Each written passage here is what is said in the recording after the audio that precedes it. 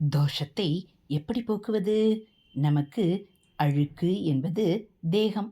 இந்த தேகம் எதனால் வந்தது? பாவத்தினால் வந்தது. அந்த பாவத்தை எதனால் செய்தோம்?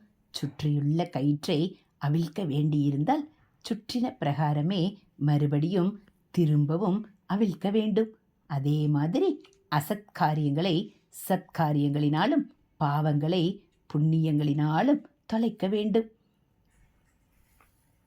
கரசரணாகதி அவயங்கள், மனம் இவற்றினால் செய்த பாவங்களை இந்த அவயங்களினாலேயே தொலைக்க வேண்டும். தானம், தர்மம், கர்ம அனுஷ்டானம், ஈஸ்வர நாமோச்சாரணம், ஆலய தரிசனம் முதலியவையே சத்காரியங்கள். பாபத்தை போக்குவதற்கு இவையே உபாயம். இவற்றால் பாபத்தை போக்கிக் கொண்டு பிறகு ஞான மார்க்கத்தில் ஈடுபட்டு எல்லையில்லாத ஆனந்தம் பெற வேண்டும்.